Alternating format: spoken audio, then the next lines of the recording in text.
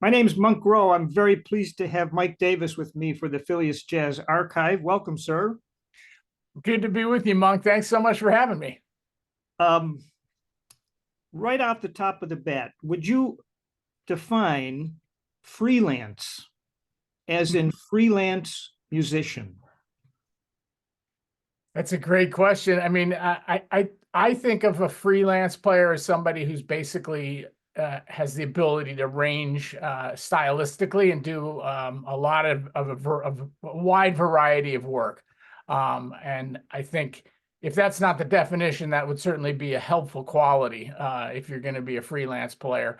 And I guess to a certain degree, freelance implies that you're not holding down a steady full-time job, I suppose. But freelance player to me is everybody outside of say somebody who has an orchestral job or somebody who has a professorship at a university or college, and people who just kind of aren't relying on one single thing to make a living as a musician. That sort of defines what your career has been. Would you agree with that?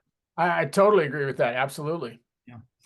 What have you done over the years to make sure that you never miss a gig? Well, it's I tell you, first of all, I'm a nervous, paranoid wreck. I'm originally from California, but I've been in New York so long that I'm classic paranoid New Yorker. So I'm habitually early, like really early. I always say I'd rather be 2 hours early to a gig than be 5 minutes late. So there's that part of it, and then I actually keep an old-fashioned date book that I write in by hand, and that's the only thing I really feel comfortable doing. I get made fun of by my sons, and rightfully so. I should kind of jump into maybe even jump into the 20th century. Then we can go to the 21st century. But yeah, I try to be pretty meticulous about it, and I haven't been late or missed a gig so far, but I'll knock on wood because sure enough, tomorrow, something bad happens on the George Washington Bridge and I don't get in. I'm going to pause for 1 second to turn off a fan. Yes, I have a refrigerator calendar and a paper calendar, and every few days I like set them next to one another because I think 3 times in my career I've done that, missed something, and boy, that is a bad feeling. Oh, it's terrible. Yeah, it's just not where you want to be. That's for sure. I'm wondering about the time you were at Eastman and looking at it as a career. Did you have this urge to do multiple things in the music business, or was it a practical decision that came as it went along? Like opportunities came up and said, well, I bet I can do this. How calculated was it? Yeah, that's another great question, Monk. I think it was pretty calculated. I had a jazz background as a kid. My dad was a jazz educator at a community college out in California. So I was around it a lot, and I played piano and I played drums, and before I got to the trombone. And I always just kind of wanted to be able to make a living as an instrumentalist, even though my passion was certainly in jazz. But my degree from Eastman was in classical trombone, but that was back in the day when they didn't have an undergraduate jazz major. But I got a lot out of that. That was a tremendously helpful degree. And to be quite honest, Monk, my main goal was to become a studio musician. And so people like Bill Reichenbach and Chuck Finley and Irby Green and scores of others, but those come to mind right away. I looked at all of them, and they were a generation or sometimes 2 generations ahead of me, and I just noticed how versatile they were and how they could be put into any situation and be able to function at a high level.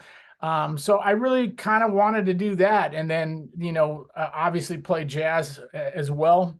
And because I had the classical background from Eastman, I started getting calls to do movie sessions and things of that nature, which lend themselves more generally speaking to a classical approach. But with pop, sensibility to your approach. But anyway, I kind of was always looking at doing a variety of things, and I really like that. And I think trying to model myself after those studio musicians, it was kind of incumbent on me to be able to do stylistically do different things. So it kind of was in a way it was calculated, but in a way it was natural, because that's kind of what I was trying to do. You're expected to play the part basically correct the first time. Is that true? I would say it's partially true. I mean, I think it's different for different types of things. Like, for instance, if you're playing in a large uh, orchestra for a film score, the chances of them taking the first take are very low, because there's microphone issues, there's maybe some copying issues in the parts, there's balance issues that they want to go back and check. So you will have an opportunity to get a take or two. And I think, certainly in big band recording stuff, all kinds of other, TV commercials, which used to be a big thing in New York. Yeah, typically they don't take the first take, but you want to certainly be in the ballpark for sure. But I think it's much different for especially a small group type of jazz recording. For sure, then you want to be on your game as much as you can be on that first take, because there might have a vibe that really lends itself to the music being served as best as possible, and you might get something that you don't get in subsequent takes. I know in producing my own records, and we just did a new big band record last year, and I'm not sure we kept, of the 10 tracks, there might have been one that was a first take, but most of them were second or third takes. But then after that, I find you get to diminishing returns, and then you're kind of like, oh wow, this wasn't as good. And then now it's a little bit dangerous when you're producing it. Like, when do you call it and say, okay, we can work with this, and let's stay with this one. But that's what these really good producers have figured out, how to not go over the cliff and start getting diminishing returns. This morning I was watching the video of Open City. Yeah, yeah. It just sounded fantastic. The recording quality and the playing, the whole package. Do you recall how many takes that one took? I do, actually. Thank you for mentioning that track. I'm super fond of it, and it was actually a composition arrangement by my son, Cole Davis, who's an outstanding bass player and writer as well. And that was 3 takes. We did 3 takes on that, and all 3 of them were usable. In fact, sometimes we'll use a little bit. Oh, you know what? I like this solo from that take, so let's like move. You can. There's the technology is it's such a high level nowadays that there's a lot of, editing is the best word for it. There's a lot of editing you could do with a good engineer. But for instance, the 2 soloists on that were Troy Roberts on tenor saxophone, and Mike Rodriguez is one of my favorite trumpet players on trumpet. And all 3 of their solos, it was just like, what do you want? You want a 10 or a 10 or a 10? Which one would you like? So those guys make it so easy, and everybody played so great. And I have to mention our drummer Jared Schoening really just played so beautifully on the whole record, but on that track in particular. So, but I think overall we went with take number 3 on that. Yeah, your drummer he has a great expression on his face when he's getting into it. He is so fun to watch, and he's like, I can't watch him when my band's playing because I'm sitting next to him, and so yeah, he's really passionate about his playing, and puts. I mean, there's not, strangely enough, Monk, he was really, really sick at those recording sessions. He had gotten a stomach bug, and it was questionable whether he was able to do it. And we brought in a bunch of hydration drinks and stuff for him, and he would just lay down in between takes and try to, but you'd have no idea by the way he played. So much energy and passion in his approach.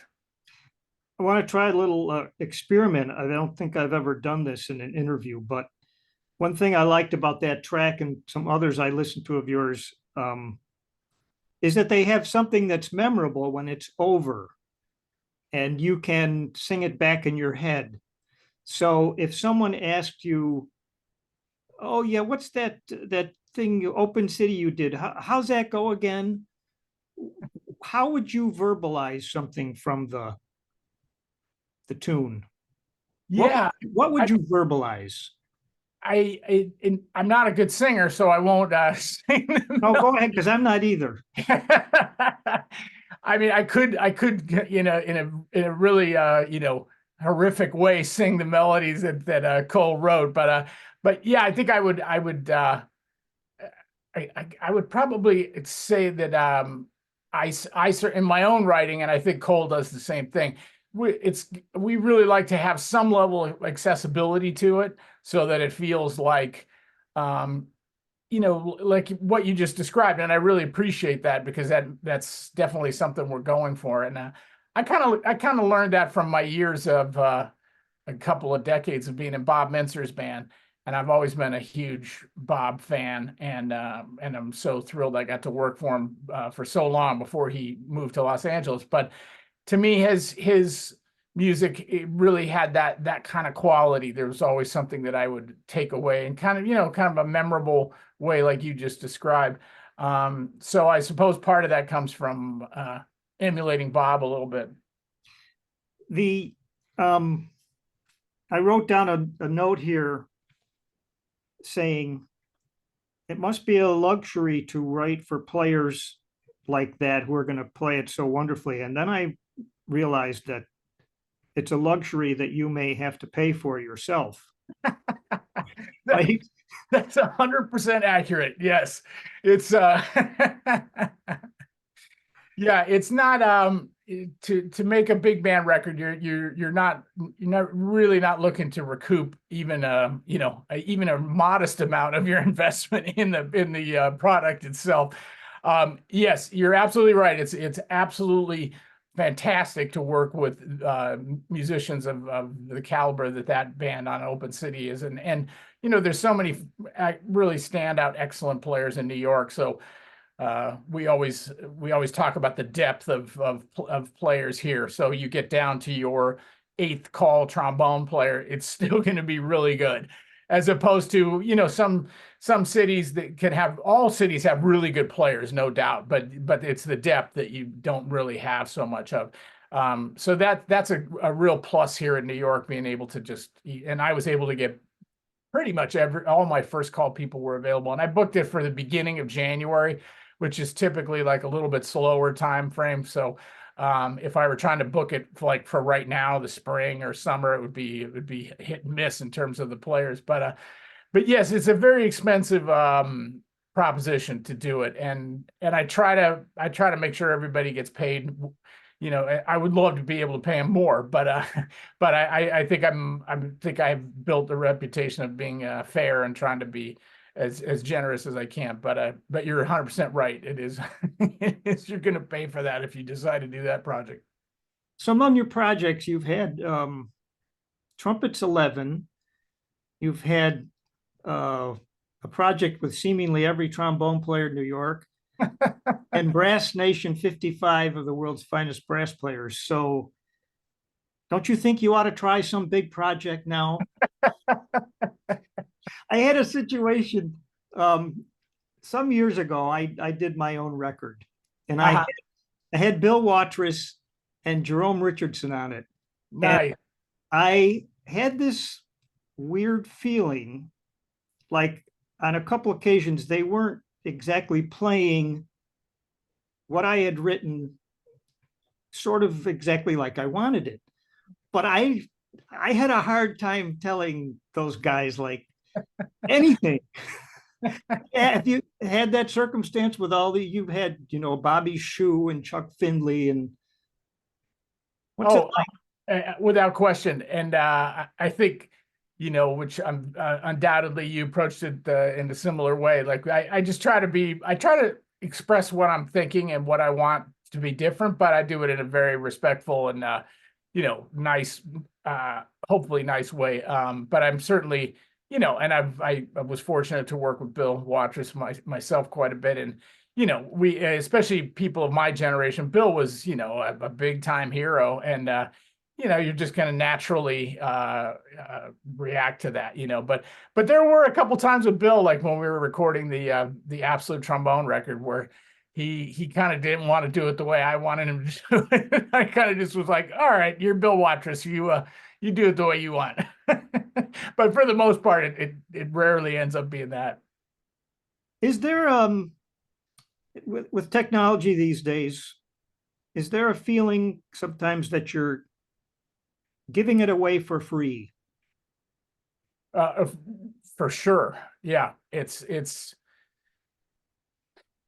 is very challenging. And if I were doing a project like Open City, like I said, for the money or in the hopes of recouping the investment in it, it would be foolhardy.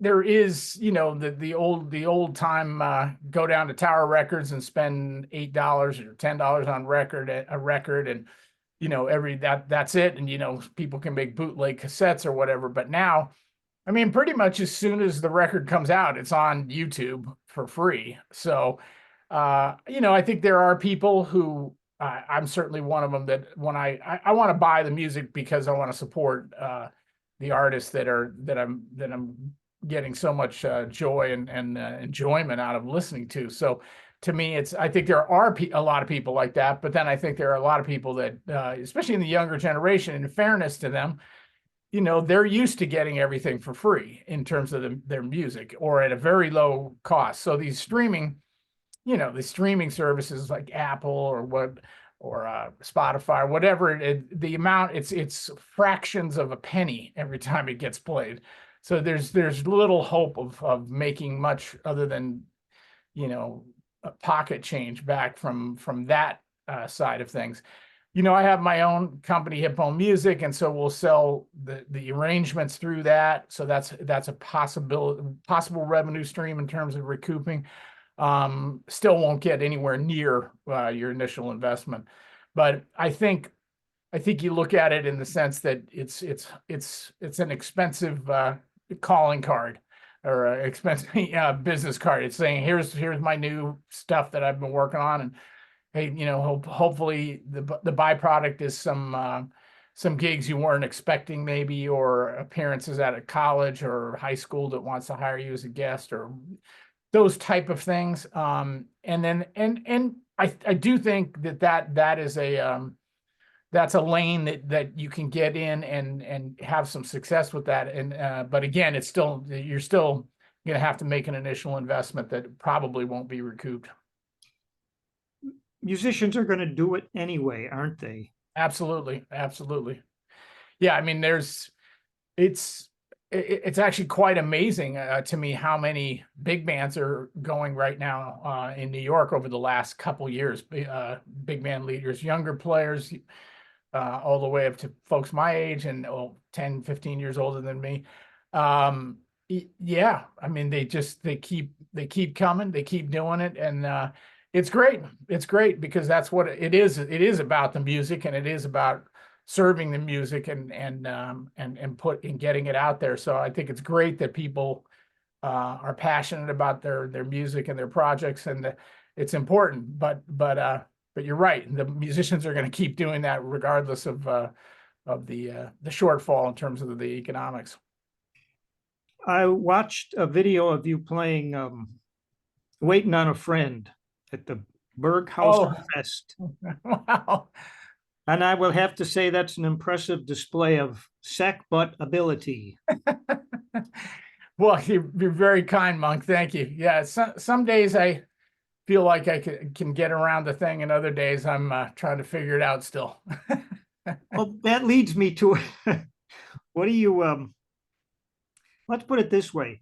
If you met somebody who is not a musician, like my father used to be so confused by what are they doing? When he hears somebody that was clearly improvising, and I couldn't, I at the time, I can't remember what I said to him, but can you succinctly explain to someone just the kernel of what improvising is? I probably won't be very succinct, but I'll try anyway. Yeah, I think of it as the thing I would draw the closest parallel to might be if you listen to a Mozart symphony, you're going to hear melody, and you're going to hear harmony, and then you're going to hear a counterpoint, which is material that is supplementing and complementing the melody and the harmony, and that's all written down in an orchestral composition. But to me, we talked about Charlie Parker earlier. Charlie Parker, his improvisation is basically the same as Mozart counterpoint, except that he's doing it on the fly. He's not writing it down. He's not he hasn't necessarily prepared it, although I think jazz musicians develop a vocabulary that they're comfortable using. So that's why any of us can hear Charlie Parker and know right away it's Charlie Parker. Or you can hear right away that it's Mike Rodriguez, or pick whoever you like. So to me, I guess I've already crossed the line of being succinct, but to me, it's really it's counterpoint. It's that element of the music that you're used to hearing in a symphony or in anything, in rock and roll too. Maybe they wouldn't break it down in the same way, but there's kind of those 3 or 4 elements, and the one element in jazz that is counterpoint is an improvised solo that's happening in real time. You're not writing down anything. You're not playing exactly what you've prepared. You're reacting to the other players and the other input you're getting from the other players, as opposed to a written symphony but conceptually it's kind of the same kind of material. That particular song I mentioned, that Stone song, it has a fairly basic chord progression. Do you feel that you're more likely to play outside the changes on a song like that has less harmonic material than, I guess, more than what? Well, maybe, like a standard with bebop with more changes. I think the answer to that would be yes for me. I mean, I think it's easier. Easier is not the right word. I think it lends itself to more harmonic experimentation if the base of the chords, the harmonic movement of the chords is simpler. It gives you, I think, a little bit more time to develop things in terms of playing outside the key centers. But that said, of course, you can listen to, pick whoever you want, but you listen to John Coltrane play. He's using all kinds of substitutions on standards and chords, tritone substitutions, all kinds of different, and superimposing different chords over the top of another chord. So I think it's still very it lends itself very much so to reharmonizing, even when there's more harmonic movement and more kind of more, what's the right word, complex chord changes, let's say that. Are there such a thing as wrong notes for you? Yeah.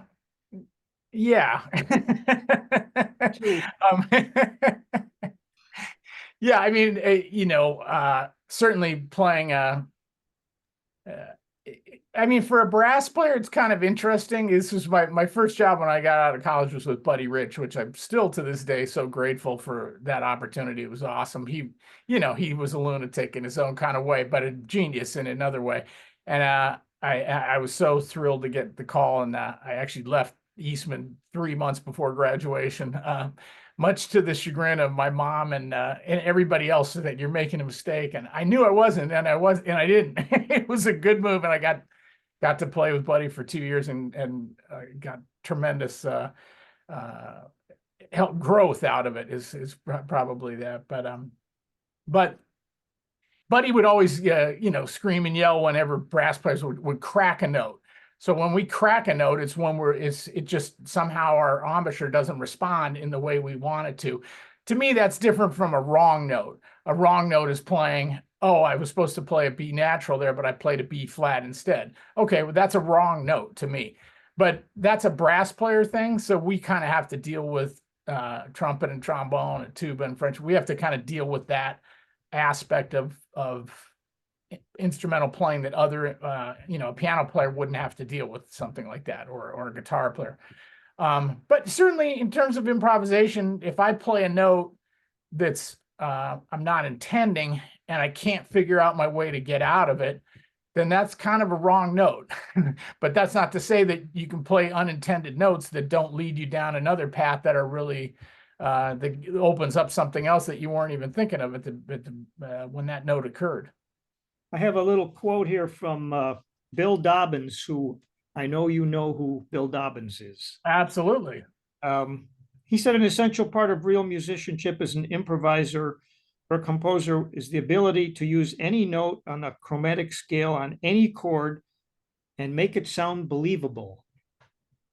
I think that's a great quote. I mean, and Bill can do that himself. I mean, he's an incredible musician and educator as well.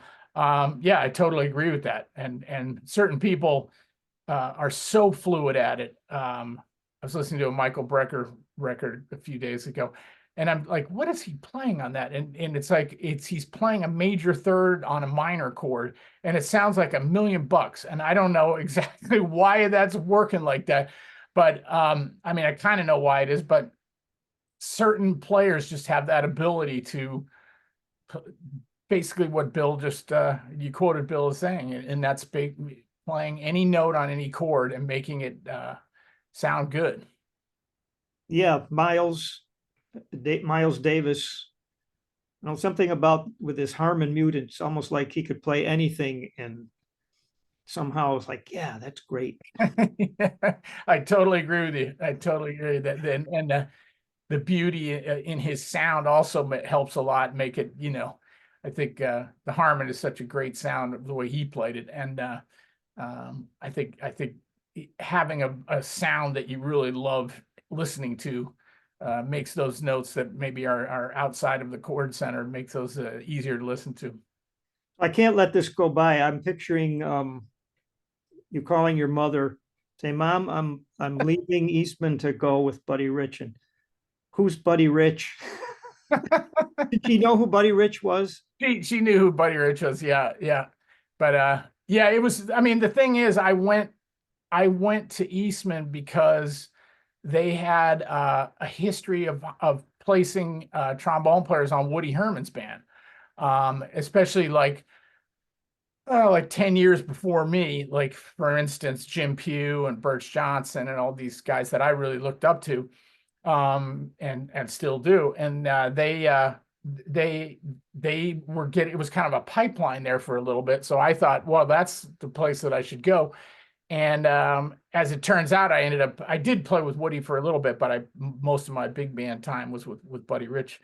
But it was a good pipeline, and I knew when I got the call that, this call might not happen again, and I can always come back and finish my degree, which I did.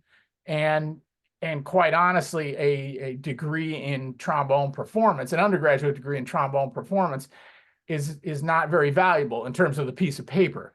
The experience, extremely valuable.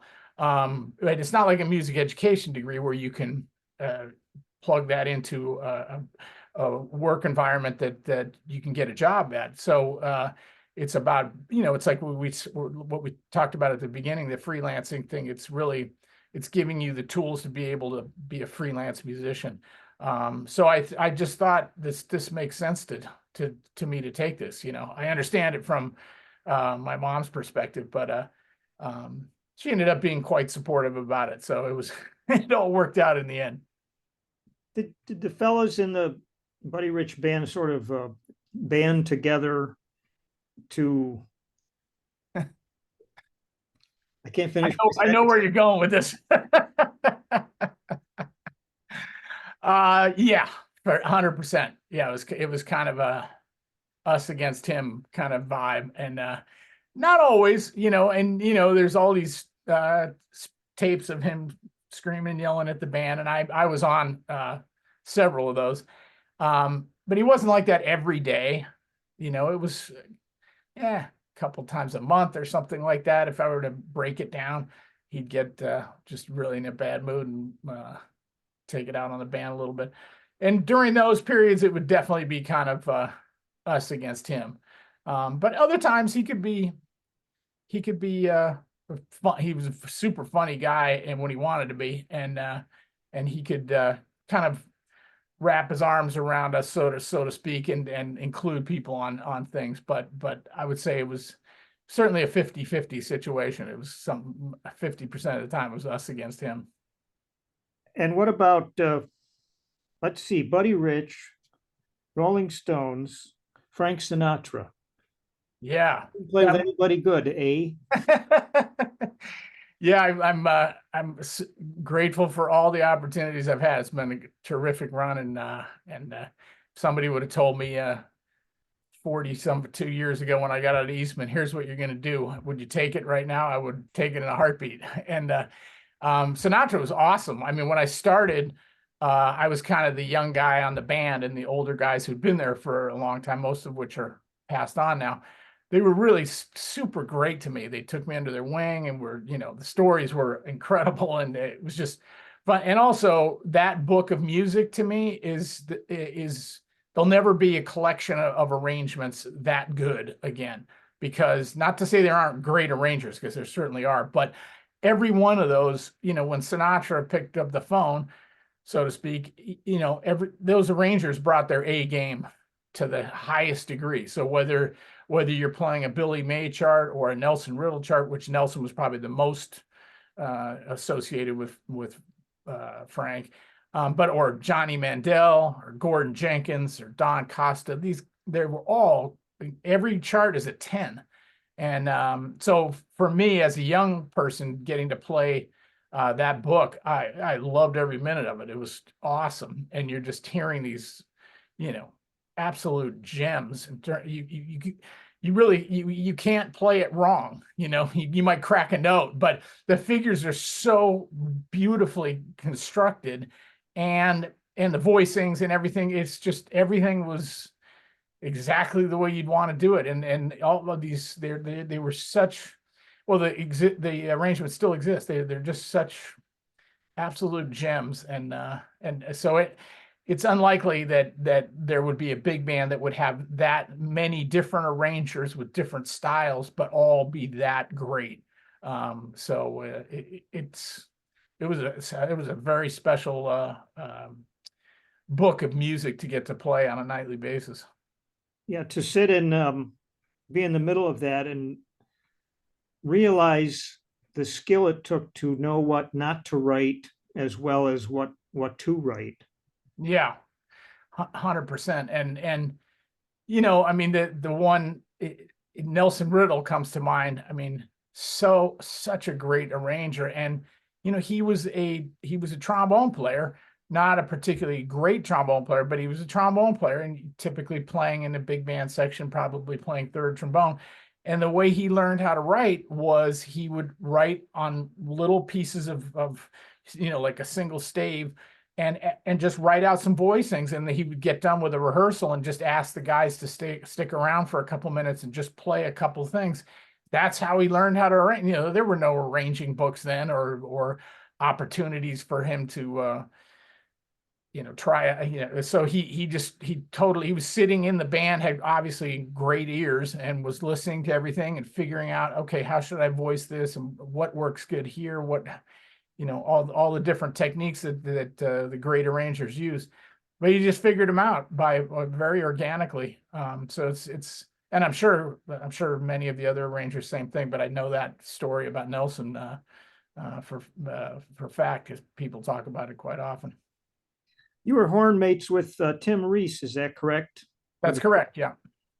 Here's a quote. When I spoke to him about the Rolling Stones, he said, "You get to know their kids and grandkids and wives. It's like a big traveling family." Yeah, they're great people to work for. I loved, and they treated the band terrific. You know, they could very easily have been off to themselves, the Four Stones, and just dealt with the upper level management. But they treated the band. We all flew on the same private plane with them. We always stayed at the same hotels with them, and they treated you like we were a band, you know. And obviously, Keith and Mick and Charlie and Ron are more important than the saxophone player or the trombone player, but they viewed it like that everybody was of value to them, and they acted and treated us accordingly. And yeah, extremely grateful in many respects. The best experience and best job I've ever had. But on the other hand, there's other factors involved in it too. But they were terrific to work for. I assume that they gave you a lot of notice when they were going to do a tour so that you could free up your calendar. Yeah, and typically back then, I haven't been with them for a number of years, but back then I was with them for about 15 years. They were long tours. They'd be like a year. The last one that I did was spanned 2 years for a couple different reasons. But you knew they would give you a contract, and it would be typically about a year. So, but like I said, sometimes longer. But yeah, they give you notice, and every aspect of their approach to running the operation was so professional. It was really easy. Oh, you got to just get up and, you know, make it to the lobby. And everything else will take care of itself. Do you remember that quote from Charlie Watts about you? I do, yeah. You mind saying it for me? Well, he said in this bone dry era, it's essential to have Michael Davis around. It's not so applicable anymore because there's so many great trombone players now that I mean, it's never been healthier for the trombone in terms of the players that are playing now, from Marshall Gilks to Michael Deese to Ryan Keberly to just an endless number. It feels like it's endless. But back when I was starting to do my own records, not as much. You know, there weren't as many trombone players around doing their own solo thing. So I think that's why he may have said that. It was very kind of him and probably a little too generous, but but I appreciated it, of course. And he was a prince of a guy. I mean, he was just total gentleman. He was the anti-rock star, because he would get done with the gig, he'd go to his room, maybe order some room service, go to bed. That's it. You know, he was just, and he didn't want to be. I think he really didn't like doing interviews. He didn't really want to. He's very kind of, but absolutely hysterical guy. I mean, the driest sense of humor is terrific. So fun to hang out with. And as you know, I'm sure, massive jazz fan. So he would always bring in my trumpet colleague and I are very good friends still. And we would always sit next to each other on the plane, and Charlie would come in and, look what I just bought. This is Elvin Jones' drum set. And and it was like, he was so happy. Like, that made him much happier than whatever amount of money he was making that week being one of the Rolling Stones. So it was great. I mean, he was so much fun to talk to and hang out with, and very, very approachable guy. Okay, I'm going to try a little something on you here. I have a list of some of the people that you've recorded for or perhaps done a tour with. And I'm going to start reading it, and I want you to stop me if there's something of significance that you'd like to say about it. Okay. All right. Awesome. Michael Jackson, Bob Dylan, Aerosmith. Okay, I mean, I could say something about all of these. I bet you can. But yeah, we've got 6 hours here, so let's get started.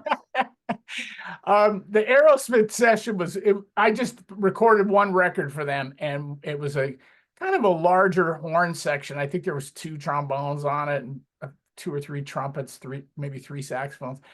And I just remember, what's his last name?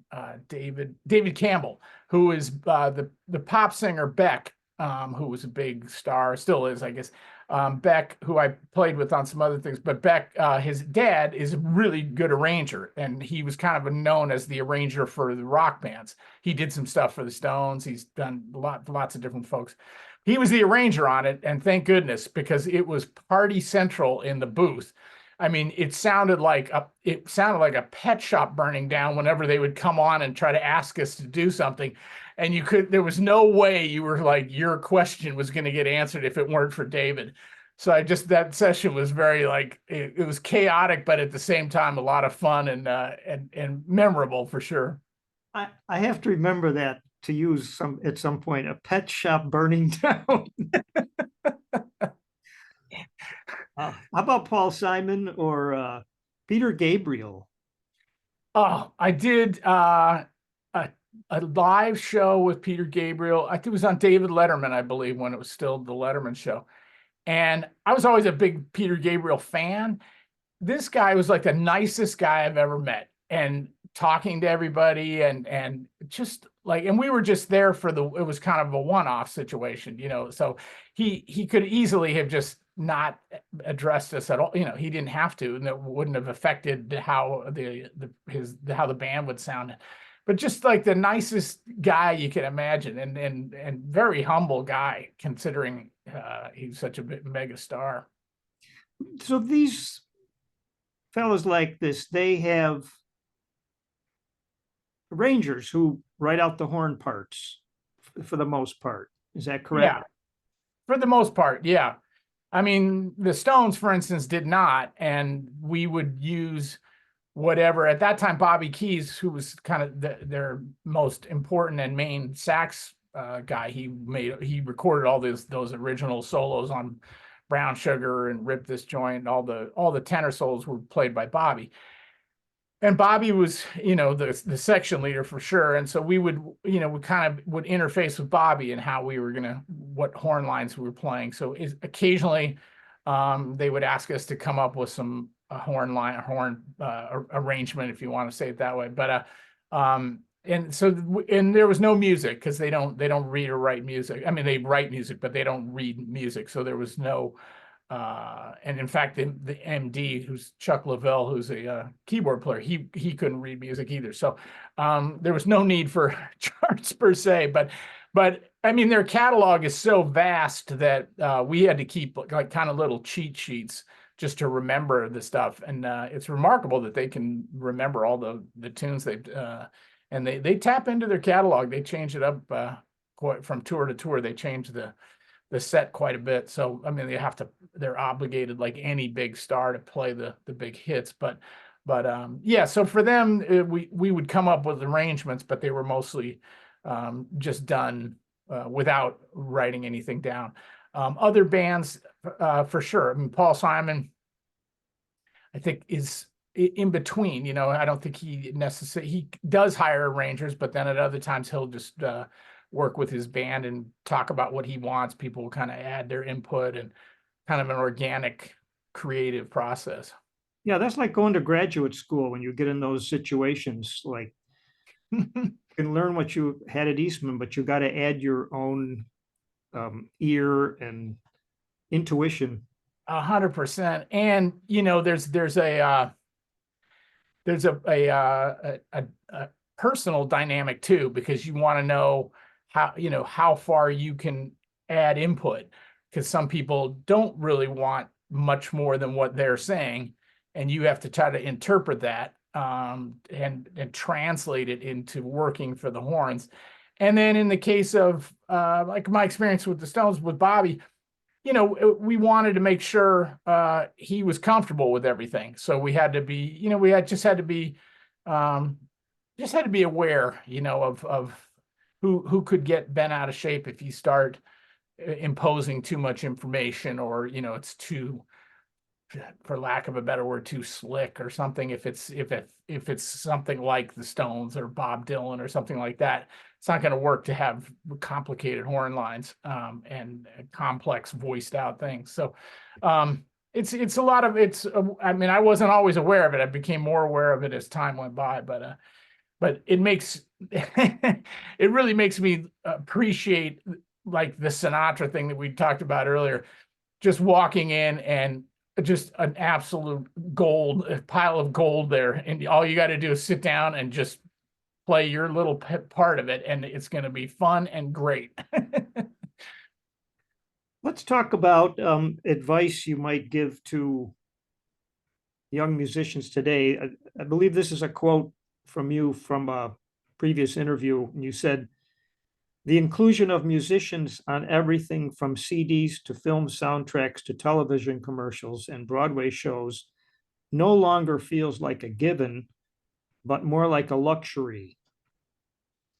Wow. If I said that I agree with myself then. Yeah, it certainly is. And I think, especially now with the whole development of AI and everything that's coming, boy, there's the advice I would have with that in mind is become as versatile as you can become, so you can deal with a lot of things. And for instance, by that, I mean, of course, you have to, whatever your primary thing is, in my case is playing the trombone, be as good as you can possibly be in your primary thing, but then also add some other tools to your toolbox, add arranging, add composition. If you're technically proficient, be good at operating Pro Tools. If you can use Finale and understand how to copy things, that's actually also valuable. And then on top of all that, just work on your people skills. People that work are people that other people like to be around. And I think, Monk, it's probably the same in as a college professor, as the same as, people like to be around the people that they like. And so if you can make it easy for them to like you, don't create a lot of problems. Don't impose your thoughts all the time. Find out when it's appropriate to add a comment here or there. Know what it is to go into a section and be playing third trombone, and the lead trombone player has been there for 25 years and has a way of operating the section, and just try to fit into that. If you have the ability to do that, you're going to work a lot more, for sure. And all those things. I mean, I think I always say when I give clinics, it's like you're opening a flower shop, and there's already 5 or 6 flower shops within a couple mile radius of you. So that's not to say that you can't be successful, but what's going to make you more successful? So, oh, that person always opens at 8:15, but it says 8 o'clock. And, I hate going there because their person's always late. And now, and I need to get in and out of there so I can go to work, or whatever analogy you want to use. All of those things factor into somebody getting a call. And I think now, especially as the music business has always been a difficult business, and it was challenging when I first started freelancing in New York, but it's harder now. And there's less recording work. There's less of the higher end kind of work. There's still some, but it's less. And the level of players, I would say, is generally going up. Basically, I'm saying the competition is even greater. So, other things I would just add, just from a personal standpoint, my son, Cole, who I mentioned earlier, who wrote Open City, he's really developed his own Patreon channel, like focusing on teaching, and he does a transcription Tuesday, and he does a Monday morning warm-up session. He's a bass player. And he's gotten hundreds and hundreds of subscribers in about a year's time. And he's really turned it into, it's financially successful. So he figured out a way to use that tool, Patreon, and turn it into something that works for him, and it enables him to use his skills in a way that it can be profitable. So anything you could do like that, I'm sure there's stuff that I'm not even aware of or have the ability to do that younger folks would take to quite naturally. Well said. I want to talk about compositional inspiration for a moment. I was looking at your catalog, and I'm assuming these are your tunes or maybe your son's. There was a song called "A Life Lived." Uh-huh.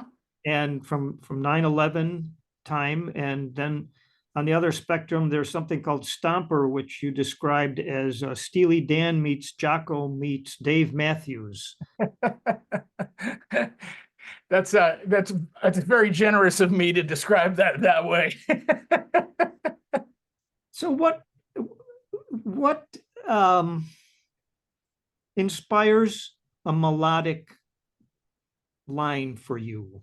Where does it start?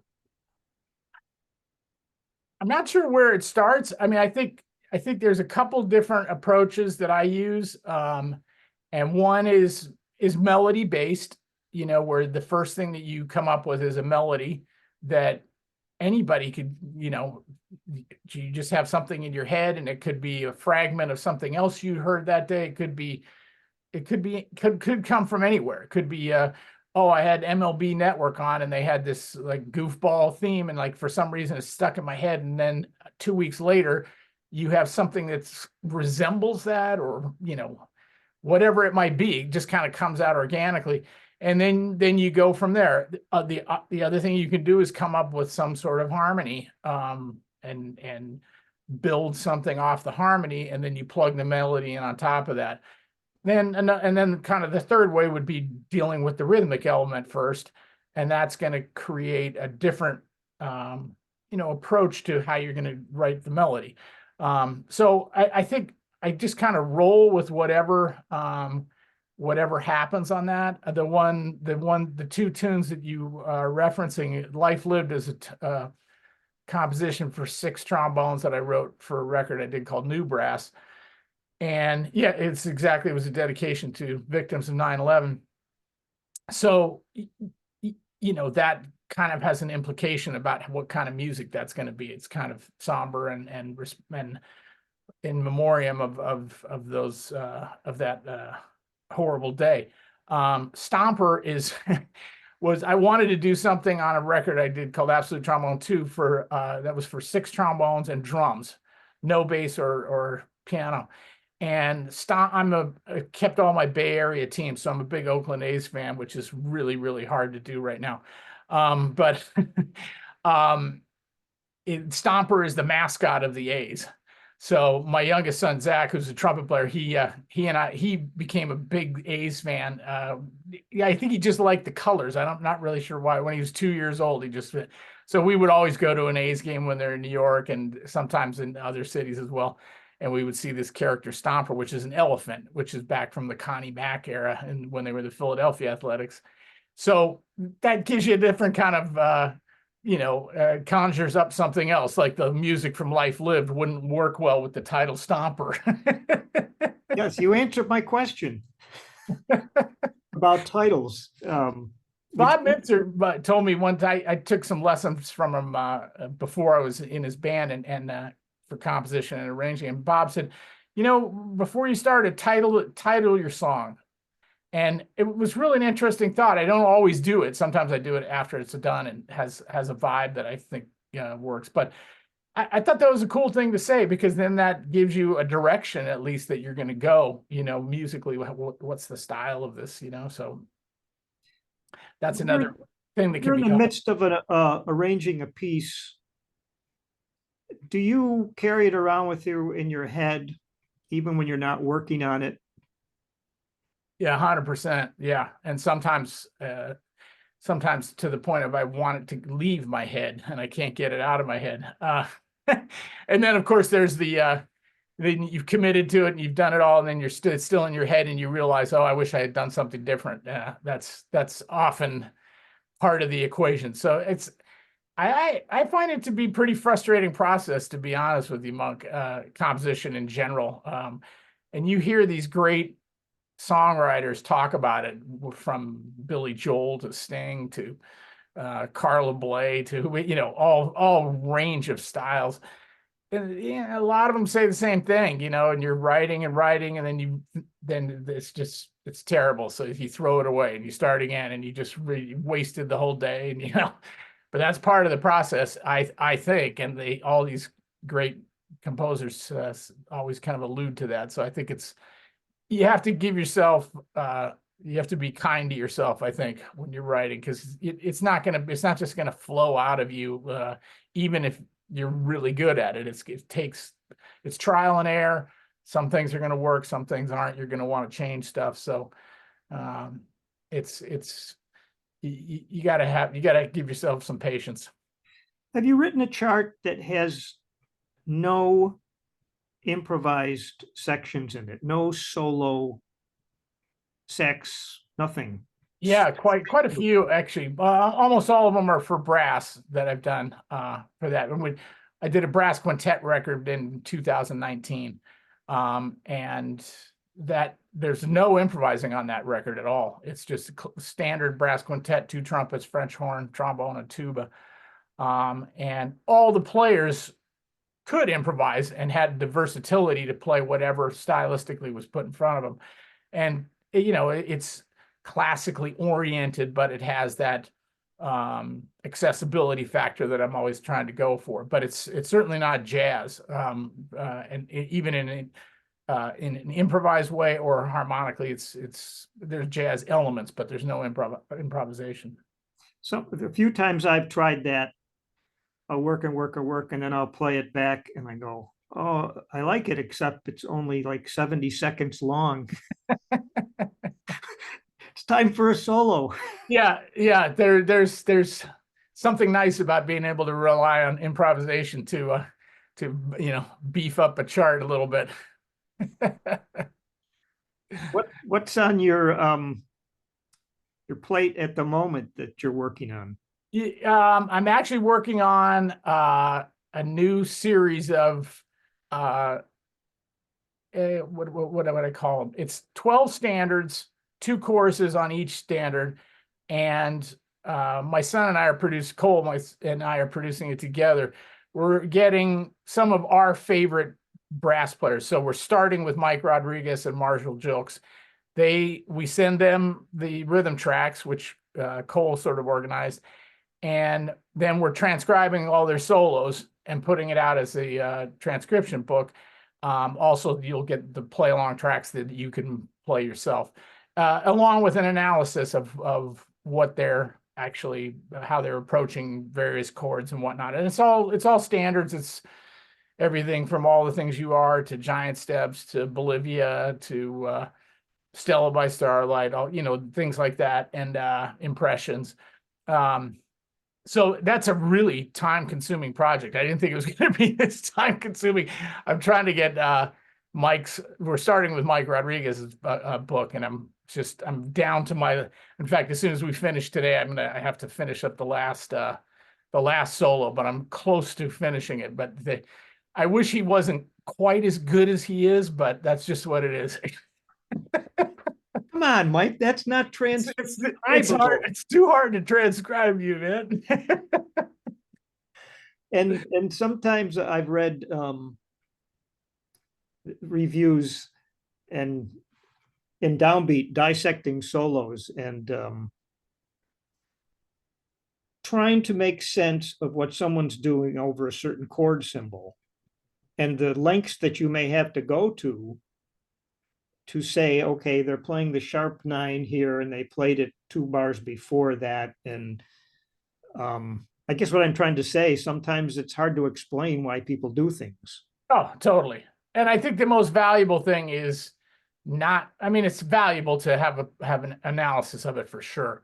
But to me, the most valuable thing is seeing, I've worn out my Freddie Hubbard book that I think it's Hal Leonard might be the publisher of it.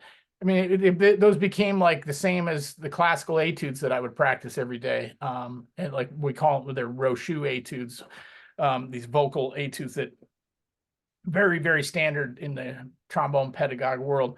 But the Freddie Hubbard solos to me are just as important and just as applicable. So, really trying to mirror his phrasing. That's the real import of this project, I think. But having the analysis certainly makes it, if you want to dive into that, it gives you that option to do that. Do you feel driven to help in any way you can to keep the trombone alive? For sure. That's why, this was years. Actually, this is our 30th anniversary of Hip Bone Music when I started. And the first record that I did was with the 16 different trombone players from New York, although Watrous was in town, so we got him to play on 2 of the tracks. He was the only guy that wasn't a New York-based person. But people like Steve Turre, Robin Eubanks, Conrad Herwig, Birch Johnson, Jim Pugh played on that, Dave Taylor. And a lot of that was, for what you're just describing, Monk, like trying to highlight the instrument for what it can do. And I certainly still subscribe to that 100%. It's a lot easier now because of all these phenomenal younger players, like Marshall and Mike Dees and Ryan Keberlin, who are just taking the instrument and running with it. So it's in really good hands. So I think the work that those gentlemen and many others too, I'm leaving people out that I shouldn't be leaving out, but it's very healthy right now. So I think the trombone's in great shape for decades to come. I'm happy to hear you say that, because some people take the other attitude that the music business is in the pits and so forth. And I'm glad to hear you. Those people are right. It's not a tremendously healthy business, but those people that want to get into it and are committed to doing the work, you can do it. You can. And is it the same? My generation, you had to be a good player, but it was really about answering the phone. It was about, hey, if once I just develop a good reputation, there was enough work and loyalty and everything else that went along with it. All I had to do was to answer the phone, say yes, and go to the jobs. It wasn't quite that simple, but once I got established, that's kind of what it was. Now you have to create your own lane, and that's a much wider challenge. But when you do, and if you do, you control that lane. So, which is great. I'd much rather be in control of my own destiny, especially if I'm able to survive as a professional musician, than rely on a contractor X, Y, or Z, who you hope you stay in their good graces and they don't find somebody else, because they will, that they'd rather use, and somebody else over here. And so if that's the advantage right now, is that if you can create your own lane and have success with it, I think the longevity is going to be there. Well, you just gave some great advice. Well, thank you. I guess I'm old enough now that hopefully something comes out that makes sense. Yeah. I was struck the other day. I was reading some stuff on the Musicians Union, and there was a historical footnote that in 1927, when the Soundies started, when they figured out how to put sound on film, that thousands of pit musicians became unemployed. Mm-hmm. So some things never change. That's right. Yeah. But there's still a lot of work on Broadway for live musicians. So I know the sky was falling, but that's almost 100 years ago now, and it's still going. And is it as healthy as it's been? No, but it's still a viable piece of the business, especially in New York, in terms of freelancing as an instrumentalist. So, I get why people, especially of my generation and older, are not thrilled about things, because there's a lot not to be thrilled about. But there's also opportunities for young players, and it's not all gloom and doom. And I remember somebody said to me one time, every generation says that. You get to New York, and the older generation says, "Oh man, you should have been here back when," and you should have been here back then. And the older generation told them that, when was this period that everybody keeps referring to? It's always like that. So I mean, I think you got to you got to be fired up and passionate, and your work ethic has to be totally on point. But I believe it's still very much a possibility to have success in the business. Well, on that upbeat note, I want to thank you for your time. This was really informative and entertaining as well. Monk, thank you so much. Like I said, I've been a fan of the series and your work. And when you sent me the email inviting me to do this, I was super honored and happy to have the opportunity. All right. Best of luck with that tough transcription you're working on. Thanks. I have a feeling I'm going to be up late tonight. All right. Over and out. Thank you, Monk.